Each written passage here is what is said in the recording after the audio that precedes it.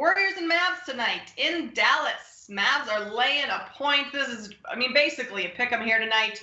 Total is 215.5. There have been 146 prior 3-0 series leads, which is what the Warriors have tonight, and no team has ever come back to win the next 4 games and advance. So, the series isn't over until it's over, but it's looking like the Warriors might be the ones to come out of this with a 3-0 lead over the Mavs going into Game 4 tonight. Chris, can Dallas extend this series? I think they definitely can. I still think the series is over, but this is a classic setup spot again for the Warriors to kind of, not really show off, right? Like the Heat last night. I think Mark Holmes, I was trying to look for it in the chat, but one of our viewers said this yesterday, is that Golden State just doesn't like to win series on the roads and on the road, and that's true. We saw the same situation before. Game 4 at Denver, they were outscored 63-52 at the half, allowed 56% from the field, 48% from 3. Jokic had 37 points.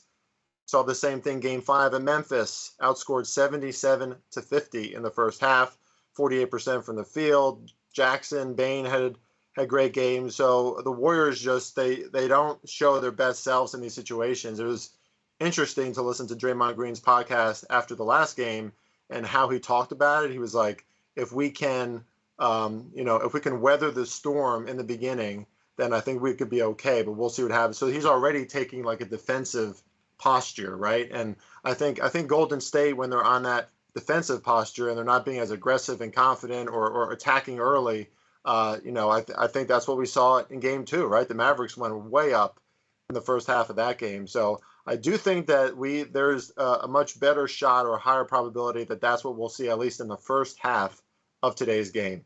Obviously, we know after that last game, Game 3, the shooting for the Mavericks was just atrocious. I don't think they hit a 3 until 5 or 6 minutes into the first quarter. So you have to expect some kind of positive regression from this Dallas Mavericks offense. I expect Brunson and Luka in particular to attack.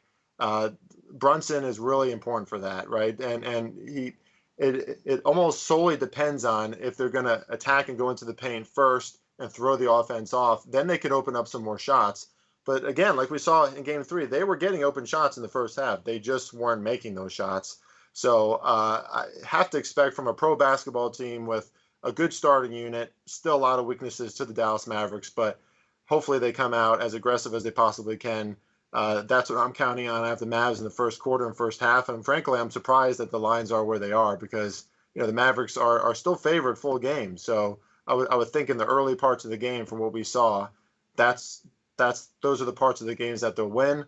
Would I be surprised if the Warriors again in the third quarter won that again and won overall the game? I would not be surprised at that. So, I think we just have to expect some improvement from Dallas here. There's a lot of things to still like about the Warriors tonight. The way that they've adjusted in these games has been unbelievable. They can step up whenever they want. But if there's any game where they can just kind of chill at first, invite the series back to Golden State to end it, perhaps this is it. Apparently that's what they like to do. The Warriors have gone up 3-0 in a series 10 different times in franchise history, and they're only 6-4 straight up in those games. So very well could be a Mavericks showing tonight. I'm going to play the over in this one. Based on how the Mavericks shot the ball in Game 3, just under 29% from 3 in that game. Bertans, Kleba, Bullock, they went 0 for 14 from 3. Majority of those were uncontested shots, so it's not like the Warriors' perimeter defense was all that suffocating. They just weren't able to knock things down.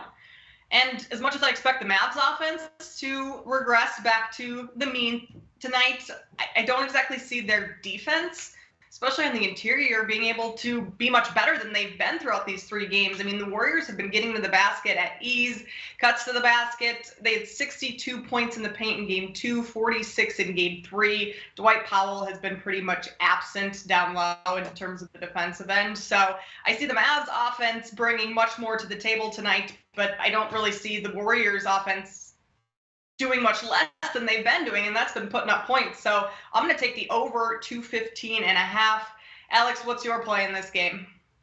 I like all the things you guys are saying. You look at this Warriors team, and I think Draymond's even talking about what's happened a few times. You look at that Memphis series, especially. They're in that closeout game.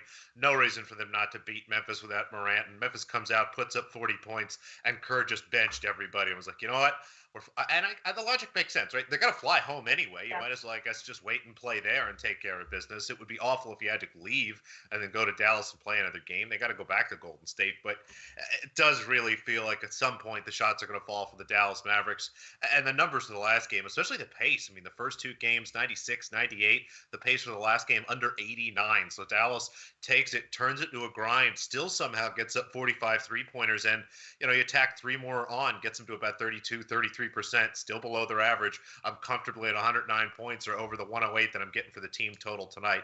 Now, it's not exactly that simple, but it has been a really up and down series for Dallas. I think that there is a lot of, subjective kind of elements to look at the Warriors and think that, not quite like what we saw last night, but maybe we don't get a full effort from Golden State, knowing that they can go home and close this out. At the same time, Dallas just offensively has missed really their kind of expected points, if you will, these first three games. They have, or not the first three, the first game was a mess, but the last two should have been put up much bigger numbers than even what they did in the second game. So I'm just going to keep leaning on the fact that at some point these shots are going to fall, especially at home. And anytime the Mavericks have played poorly offensively, they've come out the next game and shot the ball much better. So poor shooting in game 3, hope for a better result in game 4. Chris, what do you expect from Luka tonight, knowing that this is a win or season's over type of game? Yeah, I mean, Luka still finds ways to score no matter what, right? And I think his point prop's around 34, 34 and a half. That's awfully high, but I wouldn't be surprised at all if he eclipsed that still. I think they need to spread the ball around more. I mean, that's probably one of the more obvious things for the Dallas Mavericks on offense. I mean, they just don't have an offense sometimes. It relies too much on Luka. They get to that isolation basketball. It's just Jalen Brunson. It's Luka. They're infiltrating the paint when they can. They're popping out, and that's why Dallas has to make shots. There's just some glaring issues with this team, so that it really is that simple. It's about that. They really don't. You spoke to Dwight Powell, Kate. He has not been present in this series, and he's been very good on defense in some other games leading up to the playoffs and even in the playoffs a little bit, but not really a factor. When you got Kevon Looney playing like the best basketball of his life, for the Warriors in these recent games, I mean, 12 rebounds in the last one, a few blocks. Hopefully the Mavericks are starting to emphasize offensive rebounding, because the fact that the Warriors with even small ball lineups are cleaning up on the offensive glass is just crazy. So, I mean, that's a big area of concern, and we've seen it time and time again now. So if they don't make the adjustments in this game, then something insular is going on with the Dallas Mavericks that we don't really know about, because the issues are pretty glaring at this point.